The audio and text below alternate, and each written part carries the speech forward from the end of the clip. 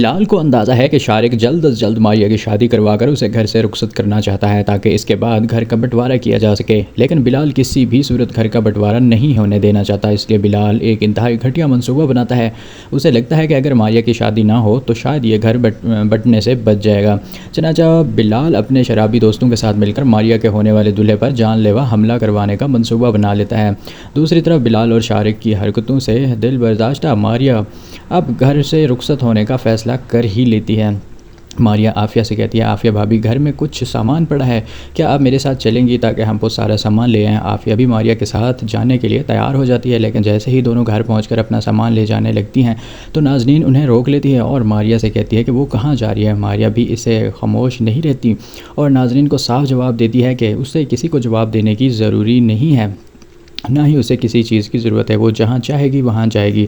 नाज़रीन भी मारिया को धमकी देते हुए कहती है कि आने वाले दिनों में इसकी शादी है, अगर उसने शारिक को बता दिया तो ना तो इसकी शादी में शरीक होंगे और ना ही वो ख़ुद इस पर आएंगे, और फिर लोगों को आप लोग क्या जवाब देंगे। लेकिन मारिया भी डट कर नाज़रीन को जवाब देती है कि उसे ना किसी की इजाज़त की ज़रूरत है, ना ही आप लोगों की परवाह है। इस पर मारिया कहती है कि जब उसके अपने भाई ही ऐसे खुश नहीं रहने दे रहे तो फिर उसे लोगों की कोई परवाह नहीं होनी चाहिए, ना ही उनसे कोई शिकायत। नाज़रीन उसे ताना देते हुए कहती है कि दुल्हन को तो दुआओं के साए में रुखसत किया जाता है, लेकिन तुम तो बद्दुआएं ही ले रही हो। इस पर मारिया भी साफ कह देती है कि उसे किसी की दुआओं की कोई ज़रूरत नहीं है। ये कहकर मारिया और आफ़िया दोनों साथ सादिया के घर चली जाती हैं। अब दूसरी तरफ एक और अहम मोड़ सामने आता है जब शारिक बिलाल के पास आता है। शारिक बिलाल से कहता है कि तुमने जो कुछ गुड़ियाबाजी के साथ किया इससे मैं तुमसे बहुत खुश हूँ। बिलाल कहता है कि देखें, गुड़ियाबाजी के साथ जो कुछ भी किया इसमें शारिक काफ़ी खुश तो नज़र आता है, लेकिन शारिक बिलाल से कहता है कि गुड़ियाबाजी जो पूरे ख़ानदान में अपनी इज़्ज़त बनाकर घूमती थी आज सबके सामने ज़लील होकर रह गई है।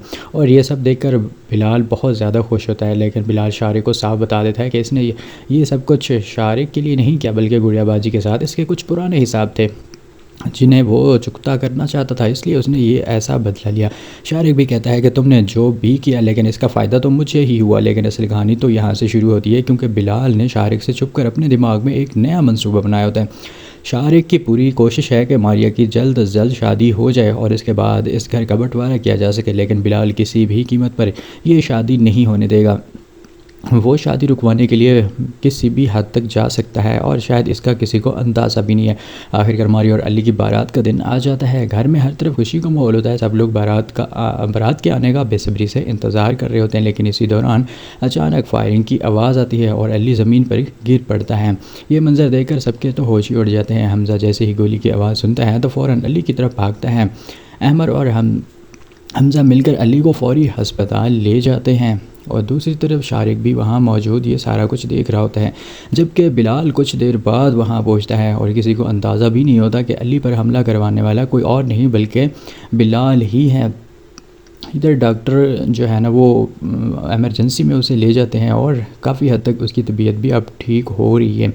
इधर मारिया सारा हंगामा देखकर बुरी तरह परेशान हो जाती है, जैसे कि वो काफ़ी ज़्यादा मसलों में घिरी हुई थी। गुड़ियाबाजी रोते हुए मारिया को सहारा देती है और इसे तसल्ली देते हुए कहती है, मारिया तुम बिल्कुल भी परेशान ना हो, सब कुछ ठीक हो जाएगा और देखना अली बिल्कुल ठीक हो गया। लेकिन मारिया की हालत इंतहाई ख़राब हो चुकी है, उसे अली की फ़िक्र सता रही थी।